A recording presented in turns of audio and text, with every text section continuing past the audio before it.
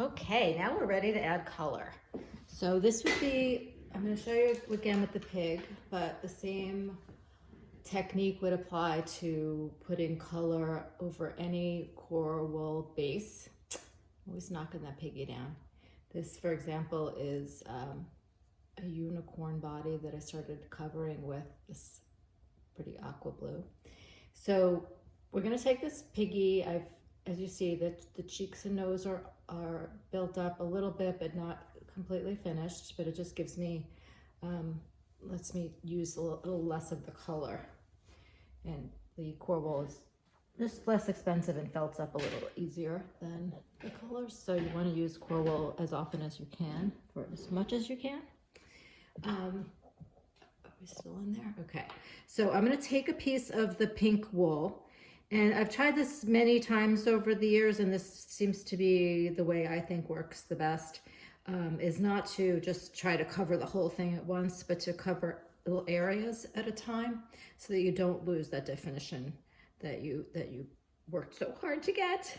So I'm going to take a little piece of the pink. I'm going to start, I think I'll start with the belly, and I'm just going to, this is where also we talked about sometimes it doesn't matter if it's perfectly smooth, and then if it's the top coat you want it smoother. So this is the top coat, the belly's going to show, so I'm going to be poking gently. And again, you want to poke in, not, I know some people are so gentle that they're not even felting it. You want to felt it, but you don't want to, we're not stabbing. So you see how I made that little dent there by stabbing? So very lightly poking. And I'm going to kind of just pull the wool with me to cover certain areas without losing the definition that I created. So I'm going to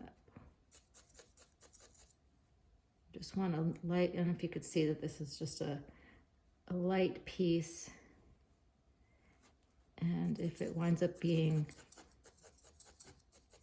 not thick enough in some spots, you can always go back over and add a little. Just, I showed you how you can blend wool in very easily when it's this, see how feathery and fine the edges are, so I can still overlay a little more wool here. It will blend very nicely. If you ever pick up a chunk and it doesn't seem to have a feathery edge, you can always pull the edges if you want to make it. So even here, I'm gonna go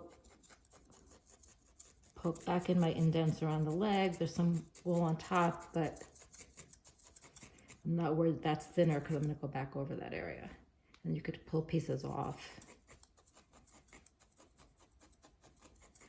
So this takes a while again because I'm gonna wanna go over every little spot.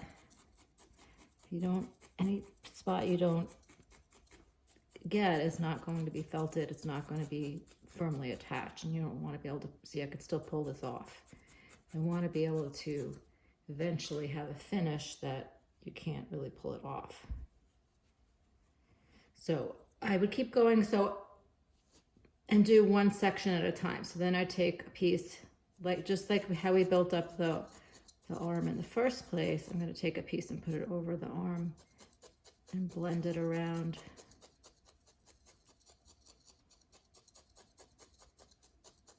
But this time I'm just trying to make sure I get an even coat of the color. I'm not really trying to build it up so much more as getting it all evenly covered in the color of the wool that I want. And let me just show a little bit too, just the nose. I would put a piece just over the nose, and not to lose the shape of the nose, I would go around the base of the nose and try to make sure I'm getting those same angles. You create the shapes by the angle of the needle again. So if I were to just poke this on flat, I could flatten that nose very easily. So I have to continue with the shape I originally did and continue to change the angles so that I can keep that shape. So here's the flat part of the snout. Go perpendicular and then go all the way around it. And if I'm poking nicely and evenly, will all get in there and be nice and smooth. So this is how I do the color. You could just start with a colored egg and shape from there, but you'll end up using a lot more color. And this is the way I like to do it. And that way also what's more efficient this way, if I were making, like, let's say a panda bear where some of this would be black and some would be white, you would just do the parts you needed to do.